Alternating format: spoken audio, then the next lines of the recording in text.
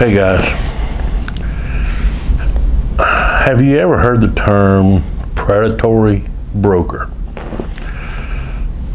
I was having a conversation on the phone 2-3 days ago, and the gentleman that I was talking to has been in the business for quite a while, and he deals with a lot of compliance issues in regards to FMCSA and various regulations. And I'd heard the term before, but I didn't really understand it, so I questioned about it. And what it is, I'm guilty of it. I'm sure a lot of you are as well. But a lot of people will get these rate confirmations from brokers. You're going to pick up a load here and you're going to take it over there, and this is the agreed amount. And these predatory brokers will often insert language into these rate confirmation agreements that you're unaware of in an effort to they're going to argue that it's an effort to protect their clients, meaning the shippers, so that you, the one-man carrier, or even the small carrier with 5 trucks, you're not going to go out and try and steal that client from them. But they're going to try and build in language that will basically take advantage of you and strip you of your rights. Now, the reason that they're able to do this and get away with it is because they count on the fact that you don't know it's in there. They count on the fact that you're not going to take the time to read over this rate confirmation agreement. You're just going to sign off on it and take the load and go on. The specific agreement that I have here is from TQL, and this is one of their actual agreements. And I'm going to insert some of these panels along throughout this video so you can see exactly what I'm talking about. But like this one, under the payment terms on the rate confirmation, direct deposit in specific,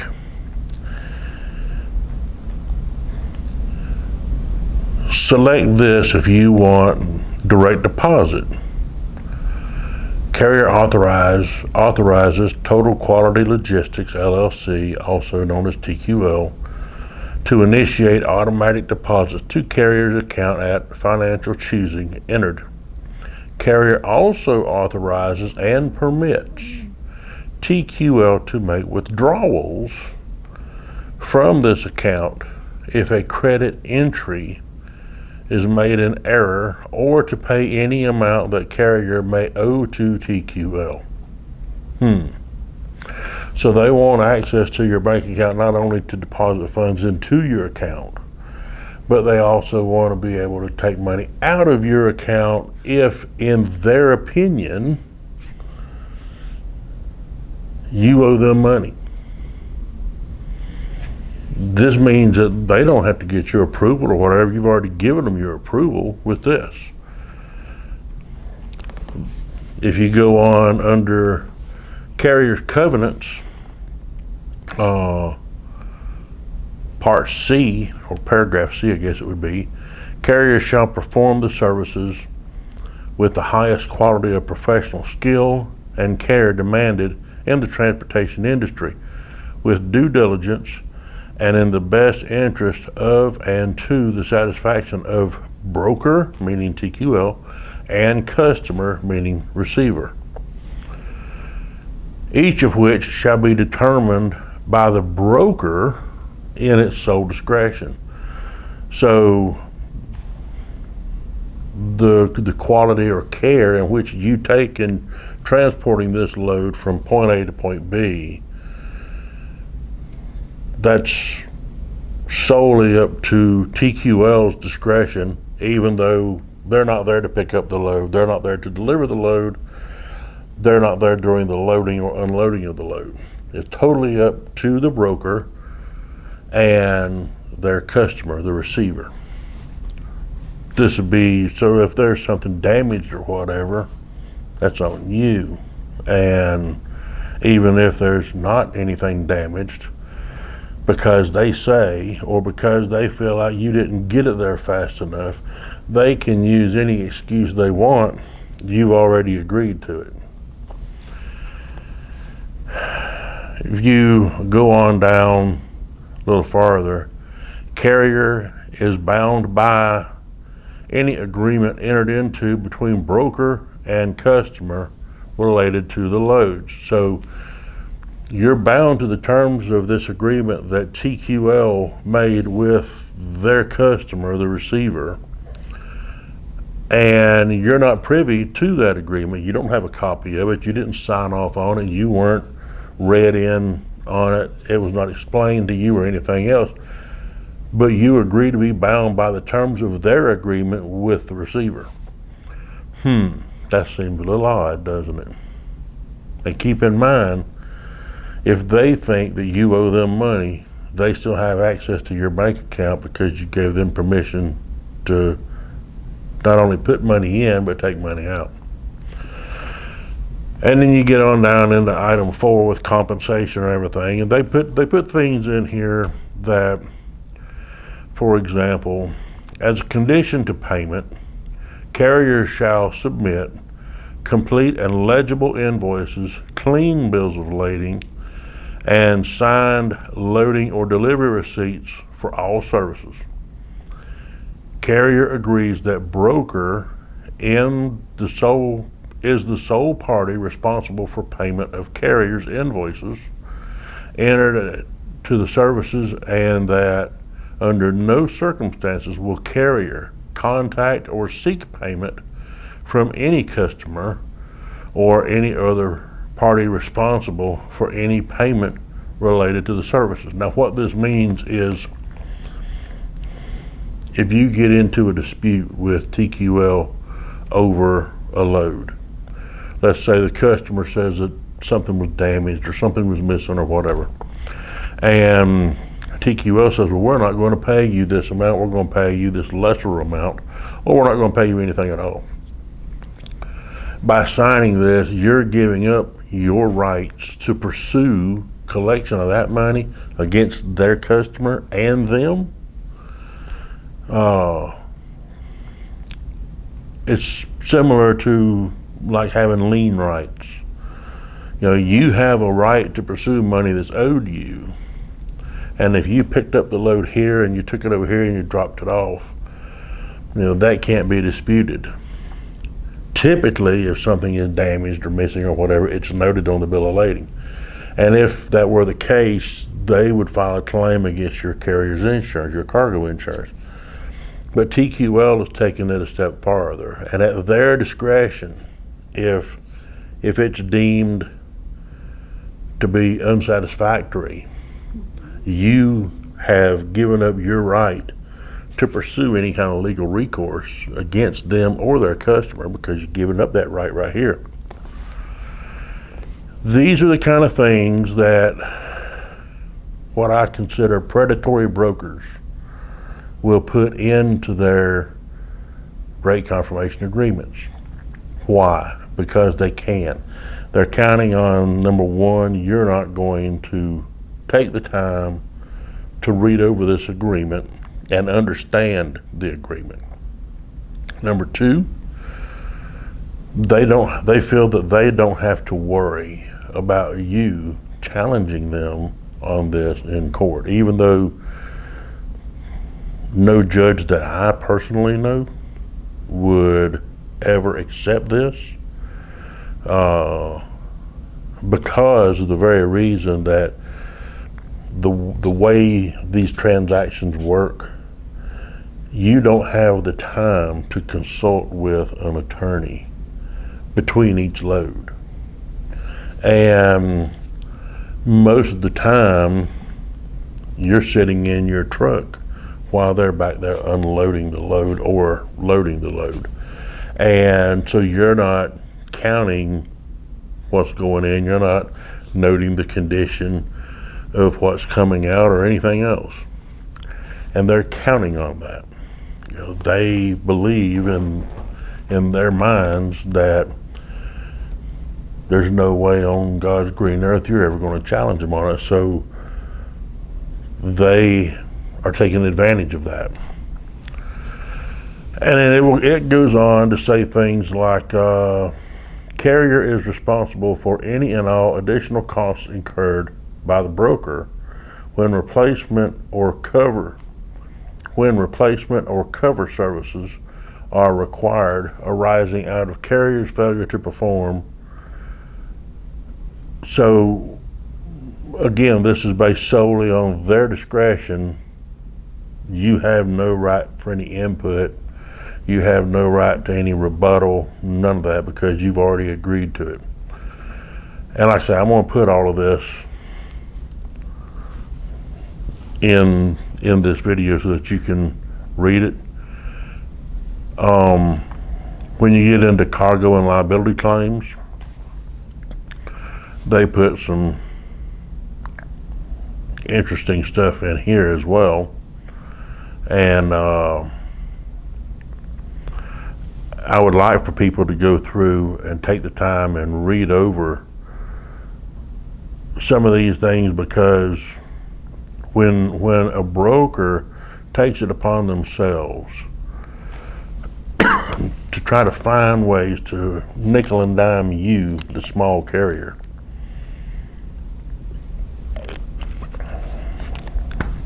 you know, these are companies that generates several $1 million a year in revenue. How many millions of dollars a year do you generate in revenue? But yet, they want you to accept 100% of the responsibility, 100% of the liability, and you have no say-so, no input, no rebuttal, no recourse. This is one of the reasons why I do not carry loads for TQL. When you get in here under independent contractors, carrier agrees that broker may, in broker's sole discretion, track any and all shipments with or without carrier's knowledge by electronic tracking device or otherwise. Why do they think you're going to steal something? Broker's accounts. Carrier agrees to treat all broker's customers as broker's accounts during the term, making no contact with customers except the minimum level of contact necessary to perform the services. If this agreement is terminated for any reason, carrier shall not solicit freight or provide transportation services to any customers for a period of 12 months after the termination date of this agreement. Now, the way that's written, I understand their intent is to try to dissuade you from trying to go after their customers and get that business for yourself. I understand that, even though this in and of itself wouldn't do it, and any attorney would tell you that. They're also, the way this is written, would also prohibit you from hauling, let's say it's Nestle's or Hershey's. If you're taking a Hershey's load for TQL, something goes awry. By signing this, they're saying that you're not going to take Hershey's loads for anyone, because, again, the way that language is, if this agreement is terminated for any reason, carrier shall not solicit freight or provide transportation services to any customers for a period of 12 months after the termination date of this agreement. So you couldn't even provide the transportation services through another broker for a period of a year. How are you supposed to keep up with which brokers have which clients? You don't know that. And what if that client of theirs at the time, what if TQL makes the wrong person angry? Why is that your fault? What if TQL tries to rape them on rates like they're trying to rape you on rates? Why is that your fault? But yet you're the one that's going to get punished. You're the one that has to suffer the consequences, for lack of a better term. Reading over these things, it's literally laughable. Carrier, meaning you, will be liable for any and all losses or damages, including reasonable attorney's fees, for violation of this section. Ooh.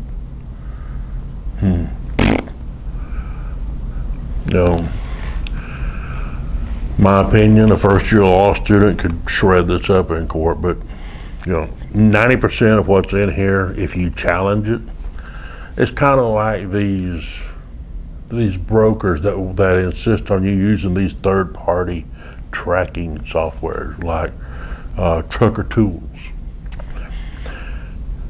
You ask anyone who is, here's a good example.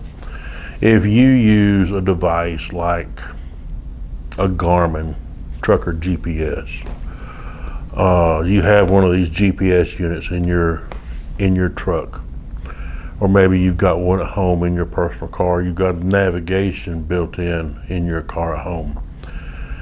It's tracking you and it knows where you are based on your location. It's called a geolocation, your geographic location in the world, on the earth.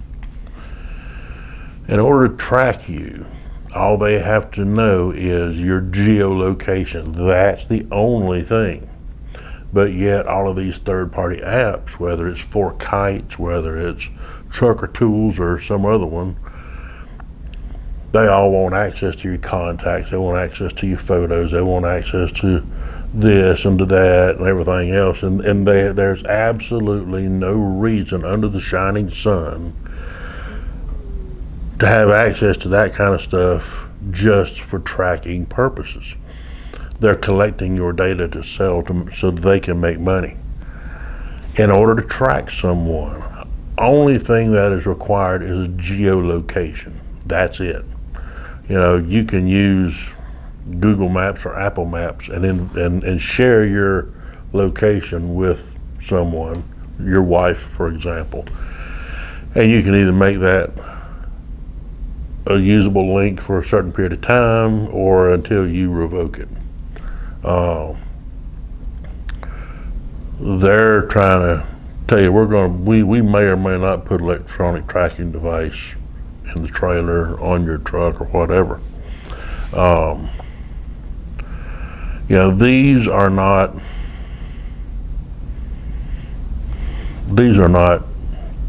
things that fair and honest brokers would put into their agreements. And like I said, the vast majority of them know full well that if challenged, none of this would ever hold up in court. But then, that's what they count on. But take the time. It doesn't matter if it's C.H. Robinson, if it's TQL, if it's Schneider, or, Bozo's Freight Company. Take the time. You don't have to do it every time. Take the time and read over one of these. You can use a rate confirmation from a previous load and read over it and take your time and understand it. Send it to an attorney that you know. Send it to If you're a member of OOIDA, send it to their compliance department. Let them read over it, and they can explain it to you, and it's absolutely free if you're a member of OOIDA. They will. Those guys have been a tremendous help to me over the years, because if you're an owner operator and you're looking to lease your truck on with someone else, you don't have your own authority, you can send your lease to OOIDA's compliance department. They'll review it, they'll explain it to you, they'll tell you if parts of it do not comply with the Code of Federal Regulations. They will tell you which parts do not comply and what needs to be changed in order to make it comply. That's what they're there for, and that's what your membership fee pays for, is to learn about this, so that you can learn about this as needed. Send it to them. That's a resource for you to utilize. But any broker who puts this kind of language into their rate confirmation agreement, they want you to bear 100% of the responsibility. They take none of the responsibility, but yet they're not reducing their percentage of the load. So if you want me to take 100% of the responsibility, then I need to be getting 100% of that revenue, and I'll tell you how much I'm going to pay you, instead of the other way around. That dynamic doesn't work. If, for example, under the rules of the IRS, if you're a W-9 employee, or a W-9 independent contractor, and they refer to you as an independent contractor in here, meaning you're not an employee of theirs, you're not on their payroll, they're not withholding taxes on you, etc. Under the rules of the IRS, they cannot dictate to you how you get the job done. They cannot dictate when you are supposed to do this job, when you're supposed to have it completed by. That flies in the face of the rules of the IRS. So that in and of itself supersedes their agreements here, and you can't. I can hire you. Let's say I want you to build a doghouse.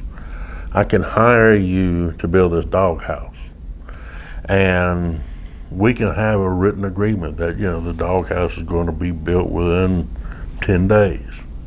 Okay, that's a fair and reasonable amount of time to build a doghouse. We agree on the price. That's where everything in the eyes of the IRS, that's where my, for lack of a better term, control of you stops. I cannot tell you to use this kind of lumber. I cannot tell you to use this design. I cannot tell you to be here at 8 o'clock in the morning, to take lunch at noon, because you are not my employee. You are an independent contractor, and as such, you make those decisions on your own.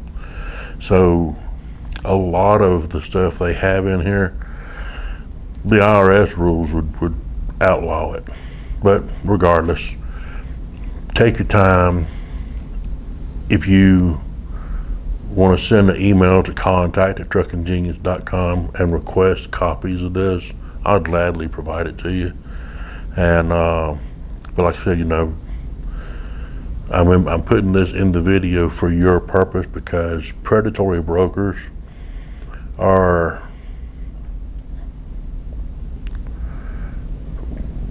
one of the biggest problems in this industry for owner operators, and they need to be called out. They need to be identified, and frankly, in my opinion, they need to be put out of business.